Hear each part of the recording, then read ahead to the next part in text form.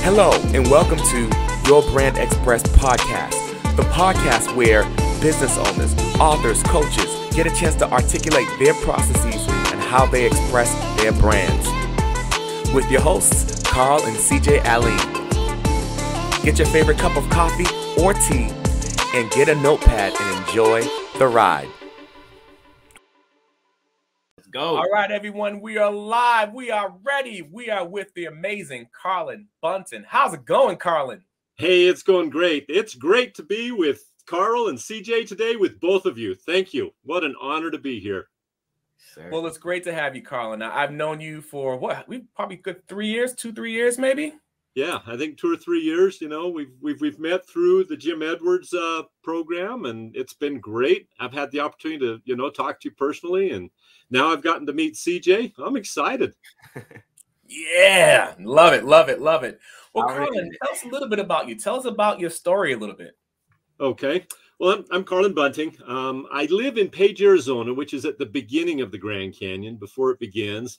I grew up here and still live here. I have spent some time in Las Vegas and spent some time in the Dakotas and time up in the Alaska and the Caribbean. So I've traveled a fair amount, primarily domestically, a little bit of international.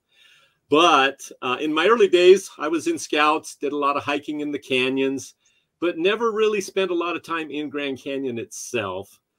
However, the reason I bring up scouting is that's what got me into the outdoors. And that's probably a big foundational reason of why I'm doing what I do today. Very experienced and very aware of what people need to know before they come and visit the canyons. And so from there, I worked for an air tour operator known as Lake Powell Air Service, who flew the river runners in and out of the Grand Canyon. And then also we flew out to Monument Valley and to over Lake Powell at that time, and also over Grand Canyon. But primarily, we were focused on Lake Powell and Monument Valley. So I was in this air tour part of the industry in my early days. And I mean, we're talking late 1980s, early 1990s. We're talking pre-real internet. Tim Berners-Lee was just starting to do his thing with this HTML stuff. But in 1995, I was working at Scenic Airlines, and we registered GrandCanyon.com. Now, this is in Las Vegas, and let's go back to that day and registering a domain name on January 3rd, 1995.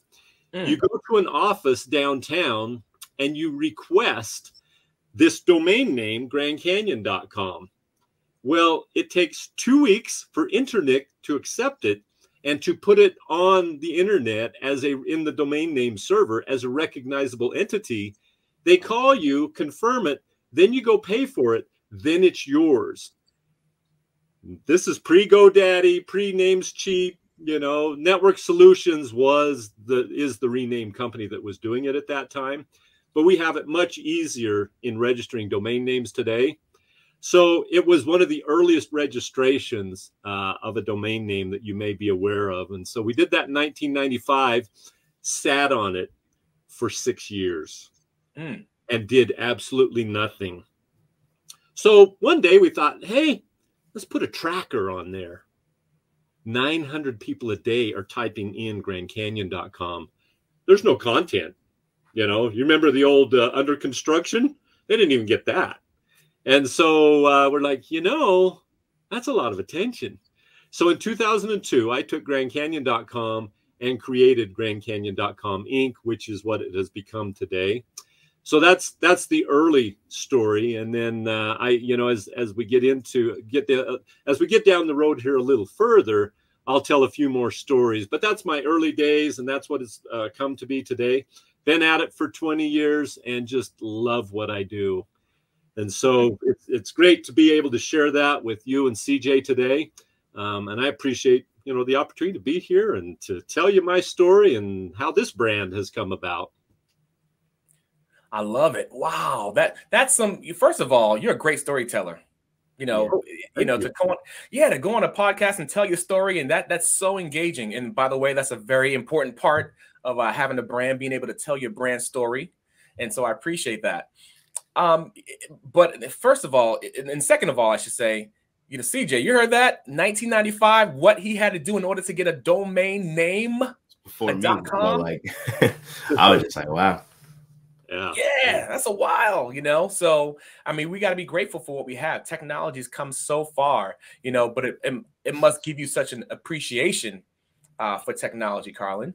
It does, and as you know, it can be a two-edged sword, because it's a great blessing and it's a great distraction, and that's that's part of what I want to just share a little bit as I tell my story today too. But no, it has made things a lot easier, and it obviously, with making things a lot easier, it also makes it to where everybody can do it, and there's a lot of noise in the marketplace too.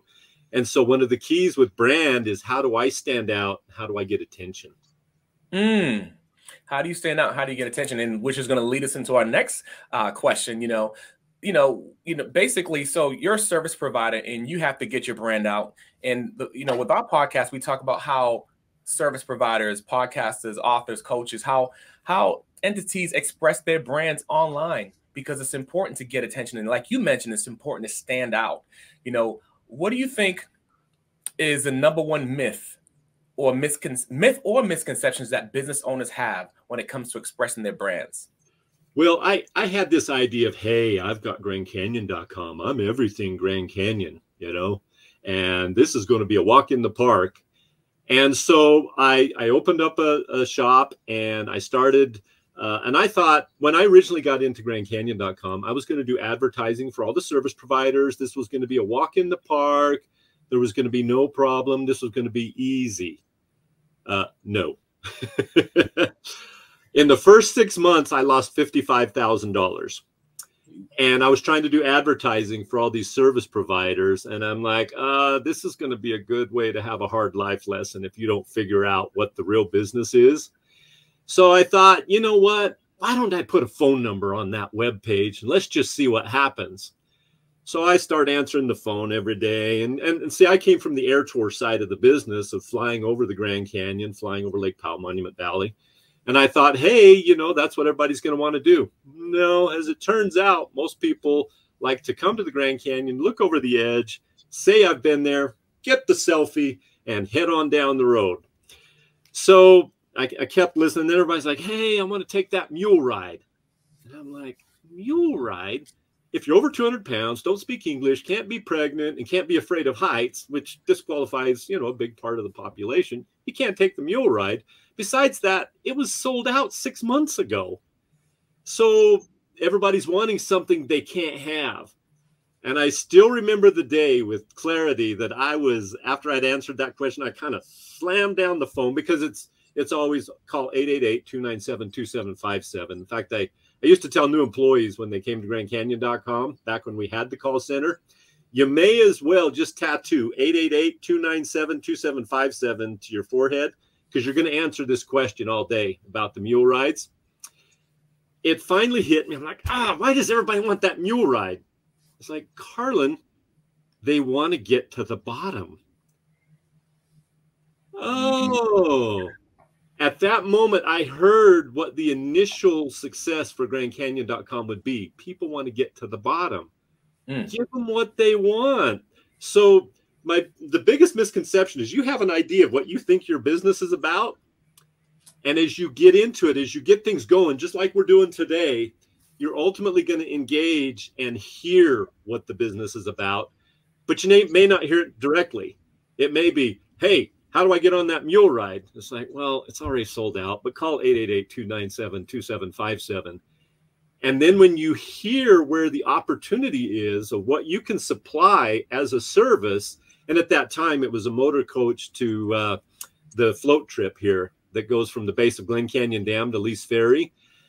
As soon as I made that connection, the business went from losing $55,000 to being positive within 5 months, which is pretty amazing in travel. And I'm like, oh, and now the next lesson is, don't get drunk on your own Kool-Aid, because, I got this all figured out. Let me pat myself on the back. I'm all that in a bag of chips, Because as soon as you start doing that, the next lesson, there's always another horizon. And so learning to listen and having this expectation of what you think business is about, versus where it becomes.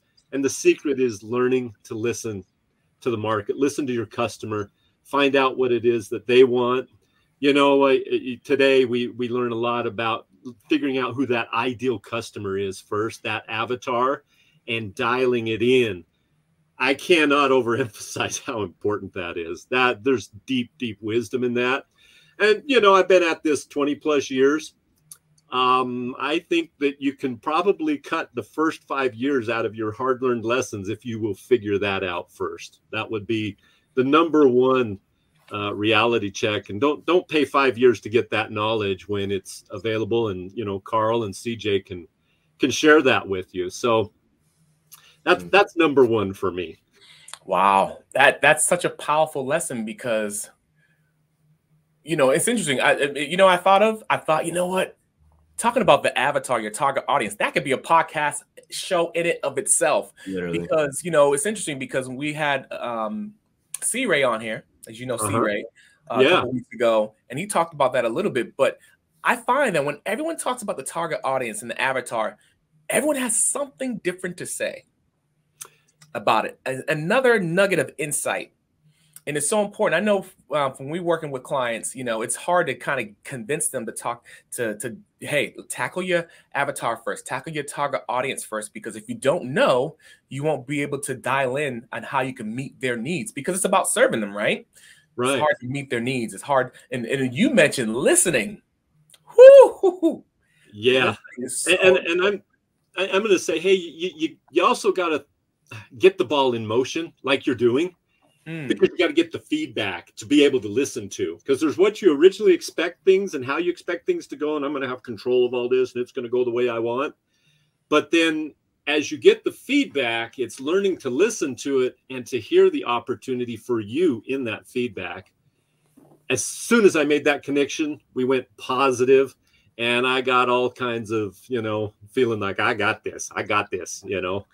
And so it caused me to have this burst of energy and commitment and engagement, started building up real fast, serving it well. And then, you know, you get into all the numbers and accounting and that's its whole own thing. Don't ask me about that, but I do know about it and it's my least favorite part of the business, but me too. I can tell you more about that, but those numbers are also important feedback. And so for me, just hearing it, acting on it, and realizing that I found a solution, and it's what they really wanted, was to get to the bottom. And they wanted to do it in a day. I mean, Grand Canyon's difficult, and most people are not prepared to hike to the bottom. And in the heat of summer, that's dangerous anyway. So there's not some quick solutions for the vast market when they get here to get on the river and get to the bottom of the canyon. And as soon as I figured out that's what they wanted and that they couldn't get it, things took off. It was awesome. I love that. And I love, you know, there's a key word that I heard you say, and the key word is opportunity. Because when we look at feedback and, you know, first of all, taking a step to dive in and know who your target audience is, who your avatar is, and getting that feedback is so important. But you said the word opportunity. And I find that if more business owners can look at getting the feedback, not as work, but as opportunity, you know, it can help businesses a lot more. So business owners, if you're listening, look for the opportunity, get that feedback. Opportunity. That's what it is. So powerful word, Carlin, powerful word. And hang in the communication loop long enough to get it, because it's easy to give up, but hang on long enough to get it. Don't give up. Don't give up. Powerful. Coach Carlin, come on now. Yeah, let's go. So, Carlin, what would you say would be the second myth? What's the second biggest myth or misconception that business owners have with expressing their brands online? Well, and this is going to be a very common one. And I went through it too. Remember when I got all proud of myself and thought I had it all figured out? I can serve everyone. Well, it's 277 miles long, 18 miles wide, and a mile deep. The questions that come at you are just as long, just as wide, and just as deep. So I started answering every question and have done so. I have probably the most vast amount of direct content on the website. But as you know, here recently and in the last few years, I've been spending a lot of time with the avatar, with the ideal customer, have received some great training, you know, from Jim Edwards and from others on that to really focus in and dial that down. And as I went and looked, you know, that accounting stuff I talked about, as I went and looked at my accounting, I found out where the real money was being made and where I was really serving the customer the best. So back to that quick origin story of listening and hearing, hey, they want to get to the bottom. We took it one step further and we created what's called the Canyon River Adventure Tour. This is a tour that flies over the Grand Canyon, lands at Page. You take a hiking tour through Antelope Canyon, which is that beautiful orange slot canyon. Then you go to the bottom of Glen Canyon Dam, take that float trip to Lee's Ferry and back to the Grand Canyon. That took off like wildfire. Well, that accounts for almost 40 to 50% of my productivity each year now. It's a full day experience. You're experiencing all of northern Arizona. Had I not have heard that original word, had we not have created the Canyon River Adventure, I never would have known how vast the market was that has come towards that. And then, of course, since then, air tours, the airplane has been losing in popularity, and the helicopter, because it's really a unique experience for most of us. Most of us don't have very many helicopter tours, or we take them very rarely. So it's kind of cool to have this new unique experience of, well, it's almost like riding on a magic carpet. And then you're over one of the 7 natural wonders of the world. So I'm spending a lot of time on telling you what I do, but I didn't realize that answering all the questions about all the hiking, all the viewpoints, that isn't my ideal customer all the time. It is a part of the marketplace, but I spent a lot of time serving the 80–90% when only 5 to 10% of those people I was serving was really my ideal customer. So myth and misconception number 2, I can serve everyone. And with a domain name like GrandCanyon.com, how could you not believe that? You're like, oh, I'm it. I'm Mr. Grand Canyon. And so dialing that pride down and making sure that I'm serving who I can truly serve, because I come from the air tour industry and I love adventure. I love getting people right to the adventure. So for those who want to come to the Grand Canyon, have a great adventure, and get the broadest experience in the least amount of time, I'm your man.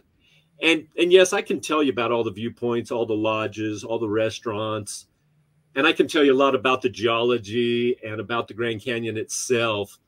But in the last few years, I've really been coached and helped to come back to serving my ideal customer and my avatar. And so that focus, especially as the internet's grown, you know, as all of these platforms have come about, as we've gone through YouTube, MySpace, Facebook, Snapchat, Instagram, TikTok, LinkedIn, as all of these platforms come at us, our natural tendency is to want to be everything to everyone. And, and again, it comes back to, who can I really serve? Who am I? Who can I really serve?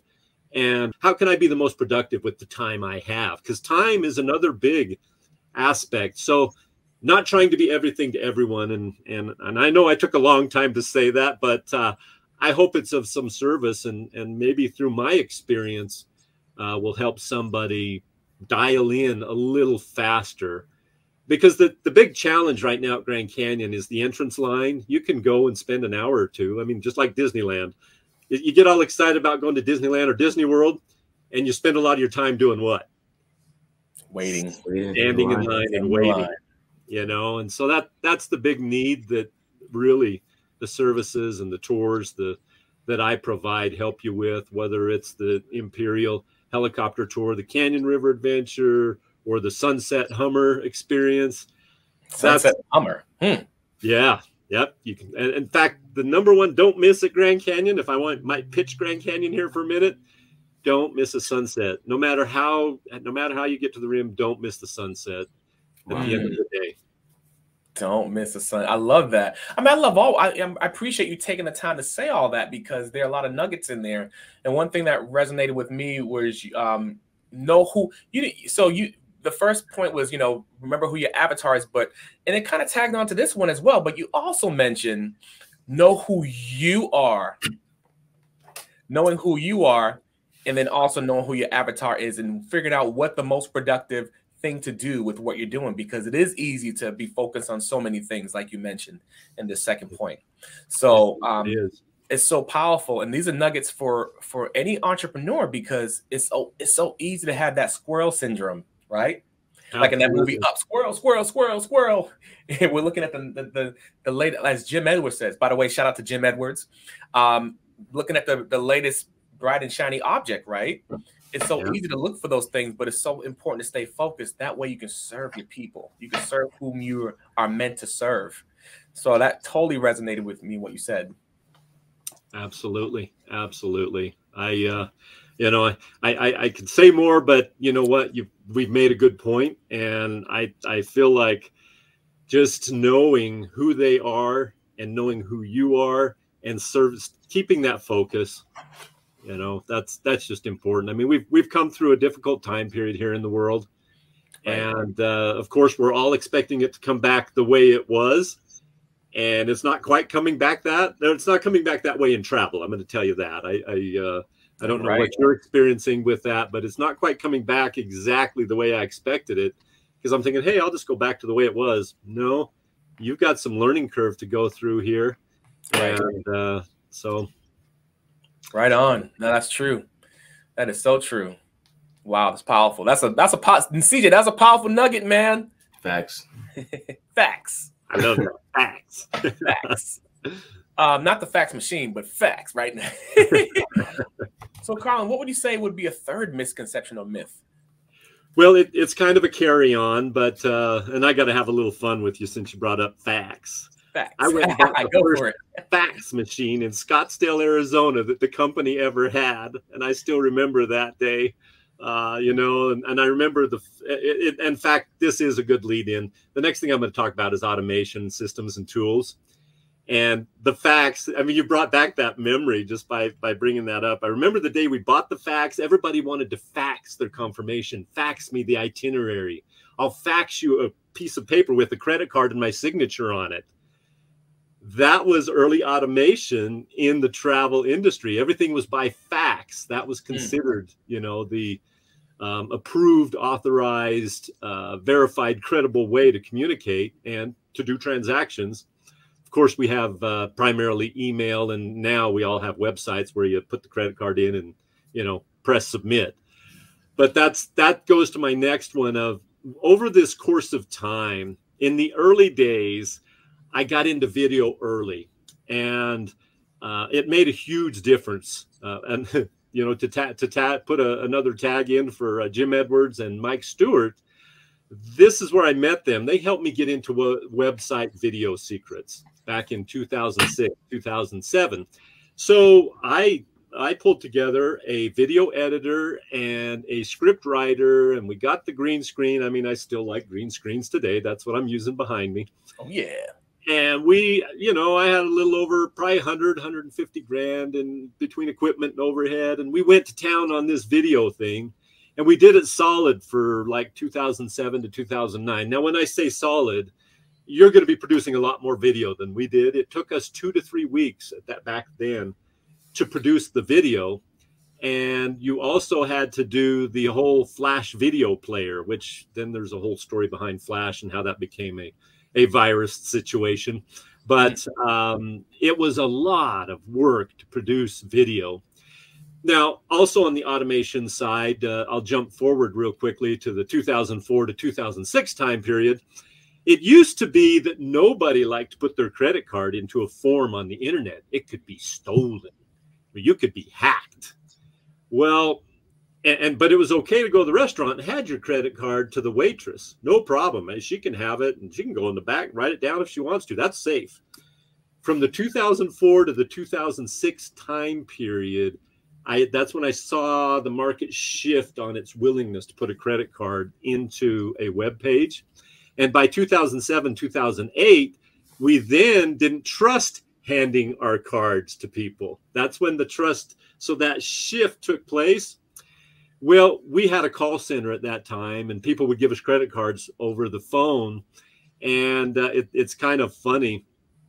60% of the people, well, 40% would book through an online form. 60% would give it to us over the phone. In that 3-year time period, I watched it swap, and it went to 80%. Oh, okay. They call, we'd answer questions, tell them what they should do, or you know, recommend what they should do. I didn't tell them, you know. And then they're like, oh, okay, well, I'll get off the phone and I'll go ahead and book it. I'm like, oh. So automation took us another step forward. As it turned out, the travel industry then had a lot of changes on the internet, and the sheer fact that TripAdvisor and Expedia and these other large travel agencies, hotels.com, all came along. And what happened is it became all about price. And so in order to be competitive, I ultimately shut down my call center and went strictly online and became strictly an affiliate. So that all that automation took place, which was great. And then a magical thing happened. It's called Google. And they changed their algorithms, and always had been unscathed, always was #1. I used to beat the Parks website. I used to be the voice of Grand Canyon on the internet. But then Panda, Penguin, and Hummingbird came along. And so automation is great until you get automated out of the game. I literally had to walk away from the business for a year. I was still keeping an eye on it. And helping it. And as a sad story during that time period is a virus attacked it in May of 2013 too, and I had to hurry and jump in. But it was on life support for that year because I didn't realize what those algorithms had done to me. Now, I should step back and say I've primarily been a search engine optimization play back then, and we're going to talk about how that really is content marketing today here in just a minute. But I'm painting the whole automation history, at least from the travel perspective. Well, then I came back, I figured out what was wrong. It was all about authority and authorship. Google knowing who had created that content. And you used to put an author tag in your page. Everything came right back. So, and back then, Google wasn't as transparent. Well, they're still not fully transparent. But today, they at least want you to know what kind of content, if you create, it will help you. Back then, it was a black box. We all had to guess from the outside. What do you think? What do you think? What do you think they're doing today? And so I came back, figured out it was the author tag. And as it turned out, that's when I got into WordPress and started doing a lot more content. And as it turned out, this thing called Facebook was starting to take off. Well, I realized what virality means to the business, and it just so happens that Havasupai, the beautiful blue-green waterfalls at the bottom of the Grand Canyon, went viral. The spillover from that attention caused GrandCanyon.com to triple in traffic from 2014 to 2016. It was magical. I still remember the virality of that moment. And then there's a lot of spillover that just occurs naturally as people start to search and try to find this stuff. So jumping forward, automation's been great, but I'm finding I'm losing touch with that ability to listen.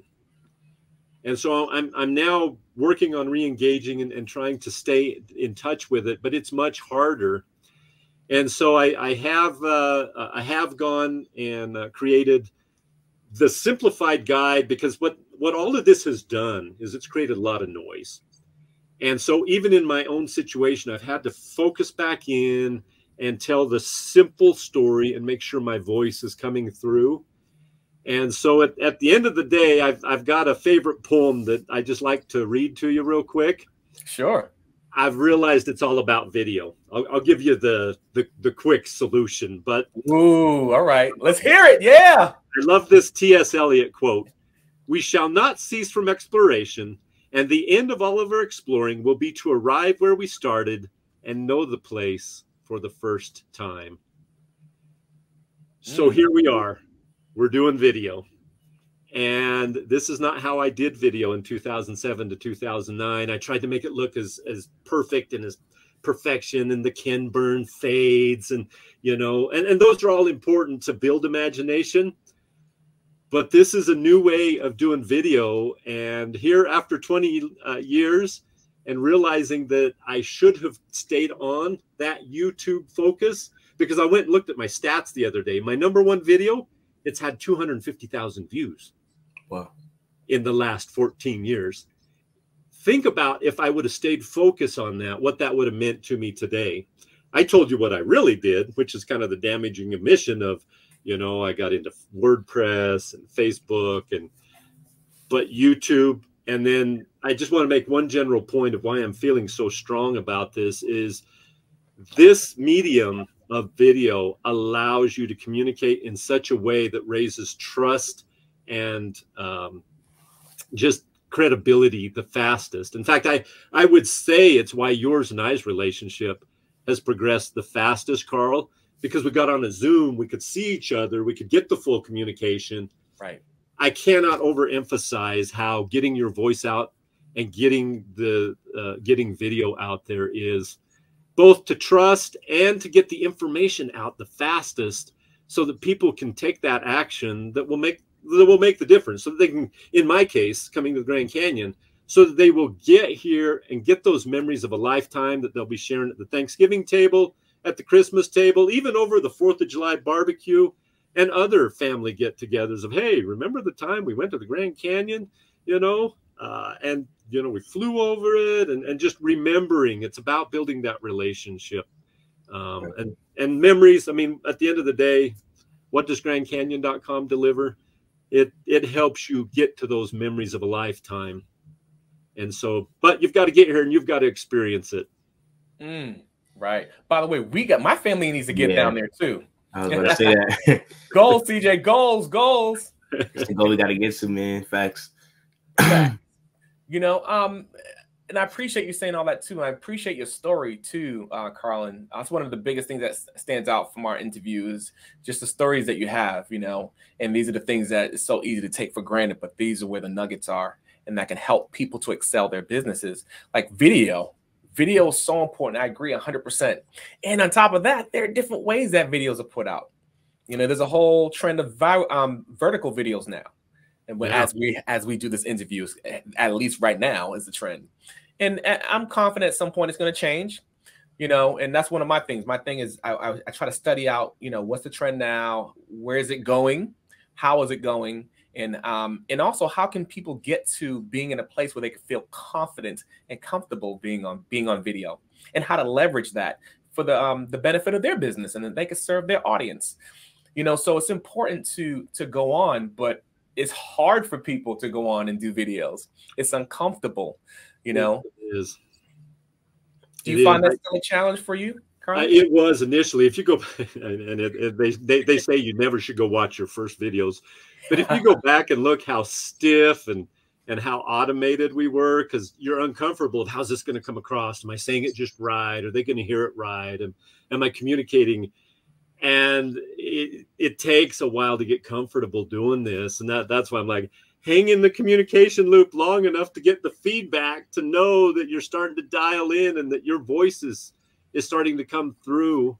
And that, I mean, it's about finding voice. It really is, really. You know, it's about finding your voice. And so you've got to be consistent long enough to know that you've found it, get comfortable with yourself. Now, I'm also going to tell you, I've told you this whole story. There's a laziness factor that comes in once you think you're there. And that's why I'm like, hey, be careful with this. Be careful, you know. It'll cause you to coast.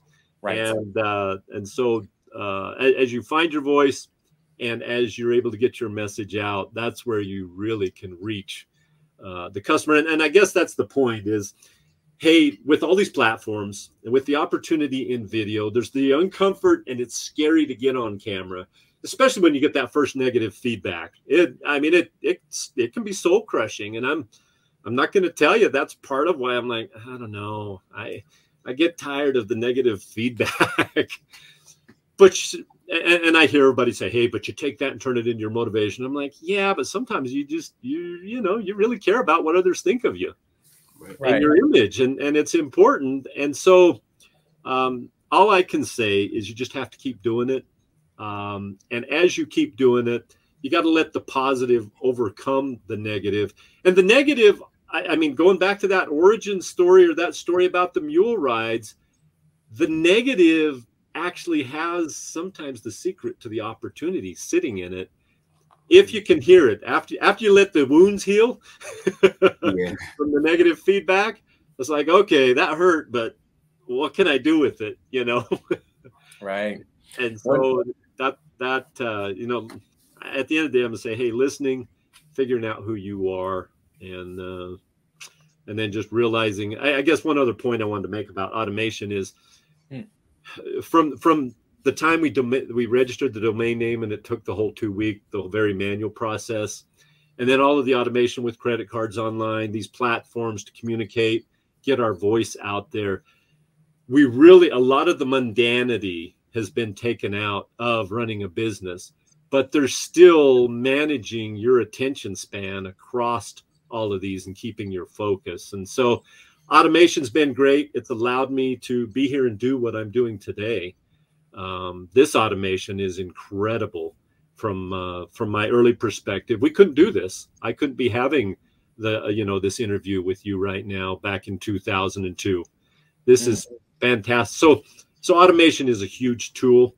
And I guess I want to express my appreciation for it, but you got to be careful that it doesn't let you lose touch with your ideal customer, and that you're seeking the feedback, even though it's a little painful. Right. I agree with that 100%, you know, and we have to, you know, it's interesting because, you know, with automation, it is easy to get lazy, but it's important to hold on to our skill sets and the things that we do. That's super important, because if we let the automation take over, we're going to lose sight. We're going to lose pulse, and we're going to lose, like you mentioned, the engagement with your audience. So that's a great nugget right there, Carlin. Appreciate that. You took me back, because you mentioned back in 2005, no, early 2002. I'm like, wow, 2005. I was a talent agent in New York City. That's crazy. And I had to use a fax machine back then. Yeah, I mean, back and forth. I remember. Oh my gosh. That was like the original automation, and then computer systems. And I have spent a lot of my early years in the late 90s in programming and helping with reservation systems. I should just quickly summarize and say, hey, I spent a lot of time helping. What I did at these air tour companies, I did all the scheduling and all the planning, and then I did reservation systems. So my mind is very analytical, and it's been hard for me to get on here and express my voice, because I generally would rather be a nerd back there crunching on Excel and saying, oh yeah, we should have done more of this or less of that, analyzing. And so verbalizing hasn't been easy. It may look easy now. In fact, just to jump back one more time, on the Jim boat, I had never done a Facebook Live. And the 2019 experience, Jim's goal was to get us to do Facebook Lives. And we all had to practice there in the class. That was so uncomfortable. Oh, it was uncomfortable. And prior to that, we would have a teleprompter or a script up here that we would read. That's why I'm like, I don't know if I can stand to go watch those early videos. We were literally reading a script. And so the comfort that you see today did not come easy. And it's like, look, I'm a nerd at the end of the day. And I've had to learn this, but I enjoy the customer that likes to come to the Grand Canyon. And so I have to just put my heart out there, despite my weaknesses, and suffer the feedback and hopefully get better. Right on. I love it. I love that story. Love your experience, Carlin. That's powerful. Would you, is there anything else that you'd have to share with our audience when it comes to expressing your brand online? Two big things. And, when I used to hear brand, I used to think, because you used to think, you have to spend a lot of money, do a lot of ads to build a big brand. Thinking of the big names that we don't need to mention them. We all know who the big brands are. And they've built it over time. And so originally I'm like, I just need to serve this customer, and the word of mouth will spread my brand. But there's a commitment and a consistency. And I'm going to go back to YouTube. Had I have been consistent and committed to that YouTube channel and evolved, I kind of let it go dormant. And now I'm recommitting. Had I have stayed in that, my voice would be much stronger. I probably would have a greater reach than I have today. So commitment and consistency. Once you find that medium that you really feel like you're connecting with your ideal customer, especially in our highly technological automated world today, and then obviously make sure you're listening to the feedback so you're meeting their needs. That's really important. And then I'm going to mention one sub thing, but it's kind of underlies all of what allows us to do this today. And that is look for the opportunity within the network effects. What does that mean? Look for the opportunity within YouTube.